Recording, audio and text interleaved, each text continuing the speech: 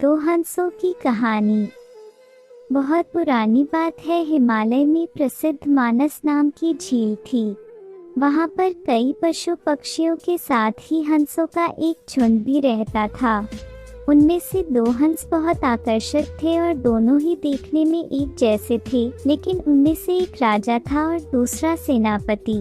राजा का नाम था धृतराष्ट्र और सेनापति का नाम सुमुखा था। झील का नज़ारा बादलों के बीच में स्वर्ग जैसा प्रतीत होता था। उन समय झील और उसमें रहने वाले हंसों की प्रसिद्धि वहां आने जाने वाले पर्यटकों के साथ देश विदेश में फैल गई थी। वहां का गुणगान कई कवियों ने अपनी कविताओं में किया, जिससे प्रभावित होकर वाराणसी के राजा को वह नज़ारा देखने की इच्छा हुई। राजा ने अपने राज्य में बिल्कुल वैसी ही झील का निर्माण करवाया और वहां पर कई प्रकार के सुंदर और आकर्षक फुलाए के पौधों के साथ ही स्वादिष्ट फलों के पेड़ लगवाए।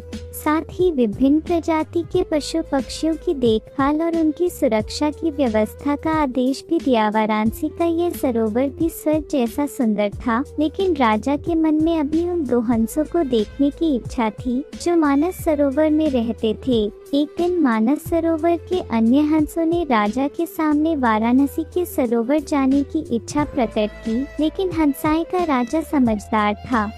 वह जानता था कि अगर वो वहां गए तो राज उन्हें पकड़ लेगा। उसने सभी हंसों को वाराणसी जाने से मना किया, लेकिन वो नहीं माने। तब राजा और सेनापति के साथ सभी हंस वाराणसी की ओर उड़ चले। जैसे ही हंसों का झुंड उस झील में पहुंचा तो अन्य हंसों को छोड़कर प्रसिद्ध दो हंसों की शोभा देखते ही बनती थी।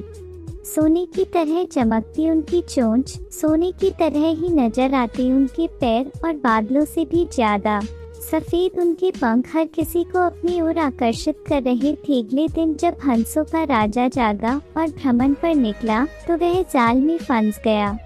उसने तुरंत ही तेज आवाज में अन्य सभी हंसों को वहां से उड़ने और अपनी जान बचाने का आदेश दिया। अन्य सभी हंस उड़ गए, लेकिन उनका सेनापति सुमुखा अपने स्वामी को फंसा देखकर उसे बचाने के लिए वहीं रुक गया। इस बीच हंस को पकड़ने के लिए सैनिक वहां आ गया। उसने देखा सैनिक वहां आ गया। उसने देखा कि हंसों का राजा जाल में फंसा हुआ है और दूसरा राजा को बचाने के लिए वहां खड़ा हुआ है। हंस की स्वामी भक्ति देखकर सैनिक बहुत प्रभावित हुआ और उसने हंसों के राजा को छोड़ दिया। हंसों का राजा समझदार होने के साथ साथ दूरदर्शी भी था। उसने सोचा कि अगर राजा को पता चलेगा कि सैनिक ने उसे छोड़ दिया है तो राजा इसे जरूर प्राण दंड देगा। तब उसने सैनिक से कहा कि आप हमें अपने राजा के पास ले चलें। यह सुनकर सैनिक उन्हें अपने साथ राजदरबार में ले गया। दोनों हंस सैनिक के कंधे पर बैठे थे। हंसों को सैनिक के कंधे पर बैठा देखकर हर कोई सोच में पड़ गया। जब राजा ने इस बात का रहस्य पूछा तो सैनिक ने सारी बात सच सच बता दी। सैनिक की बात सुनकर राजा के साथ ही सारा दरबार उनके साहस और